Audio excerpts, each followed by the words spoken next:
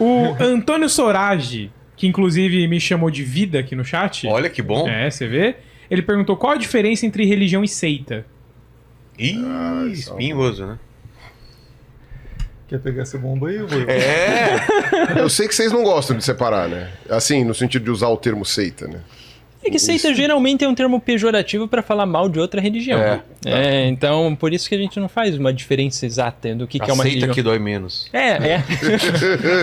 Não, por exemplo, A até religião que a gente procura é essa, né? né? Aceita que dói menos. Não, por Mas exemplo, é isso mesmo? É uma visão... É uma uma coisa visão pejorativa. pejorativa. A gente A minha comenta. religião, a sua é seita. É, a sua é seita. Isso é... Atualmente, né?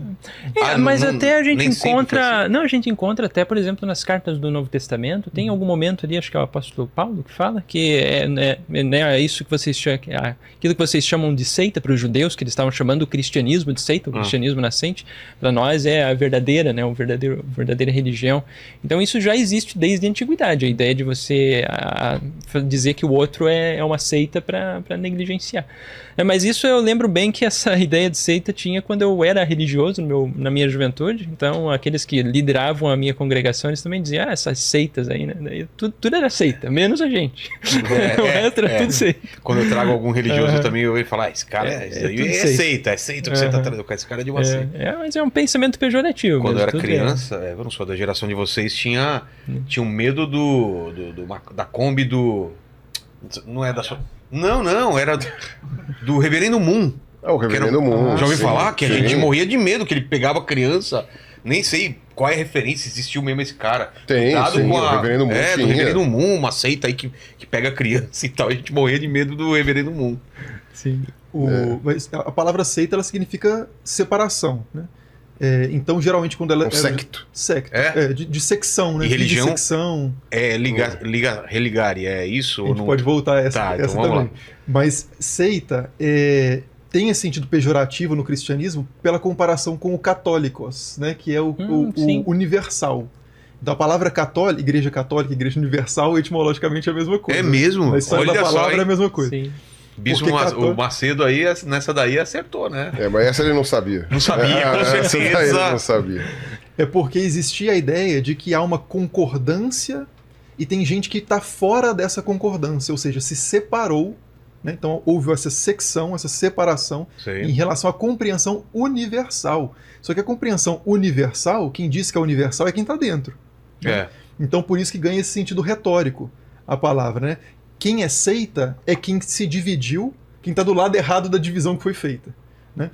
Então, por exemplo, isso é muito importante também no estudo de religião, que é essa ideia muito recorrente de que aquilo que a gente acredita não é o que a gente acredita, não é o nosso posicionamento, é a realidade.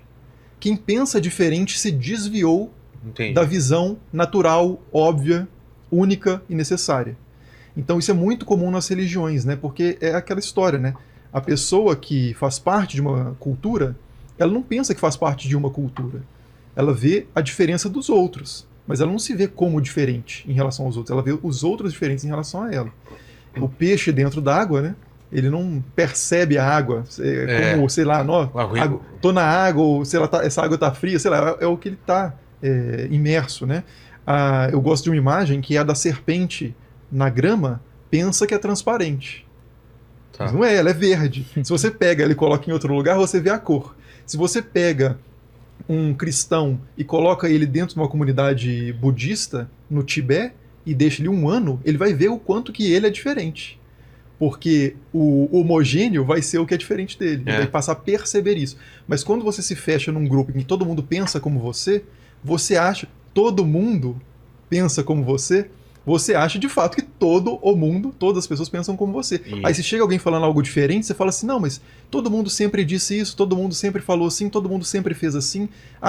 Isso é muito comum, às vezes eu falo alguma coisa sobre a história da Bíblia, sobre a história de algum personagem e tal, que é muito caro para a pessoa na tradição dela, ela vai falar assim, não, mas eu sempre aprendi de certa forma, todo mundo pensa em você tá falando uma coisa diferente, né? Então você não tem credibilidade. Aí que a sabedoria de toda mãe você não é todo mundo, né? Você não é todo mundo. Sua mãe já falava isso desde sempre.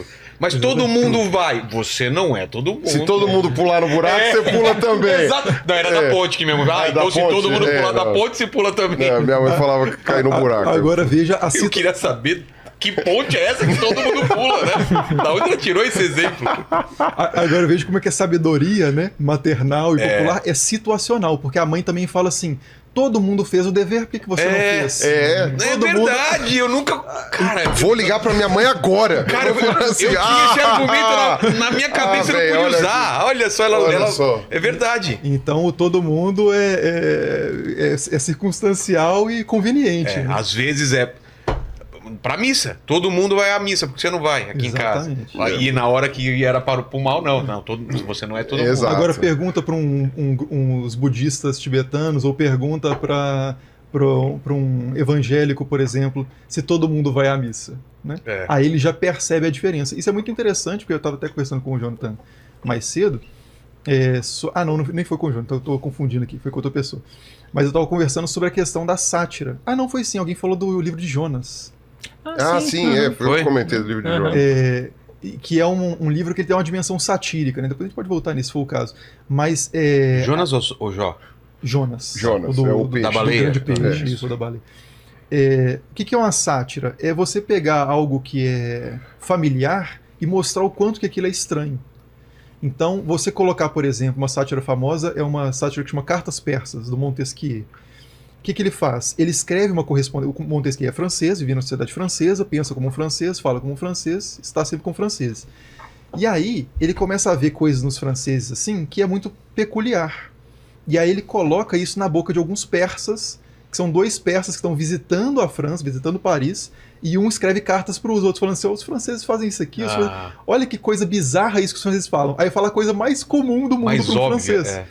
Então, assim, esse exercício da sátira, né, ele é muito importante para revelar assim, o quanto que a gente não percebe o quão estranhos nós somos. Meio A o gente só vê a trabalho, estranheza do o outro. trabalho de um comediante é meio isso. É você olhar o que todo mundo faz, O óbvio. o óbvio. Por que eu tô numa fila de banco há tanto tempo? Uhum. Por que o motoboy passou na minha frente e eu fico puto porque ele tá com um monte de pacote e vou demorar? Por que o velhinho tem preferência? Você começa a discutir isso. Não deveria ser assim quando todo mundo aceita, porque é assim que funciona a vida, né? Por que eu tomo água porque eu não posso tomar outra coisa? É isso. Ou quando você, como você falou, quando você tá na posição de turista, onde você acha estranho os costumes locais, né? Fui pra Noruega e os caras comem carne de rena. E é estranho, né? Mas, tipo, normal, é uma carne muito abundante lá, né? Tem esse tipo de coisa que você questiona, pô, rena, tão bonitinha, né?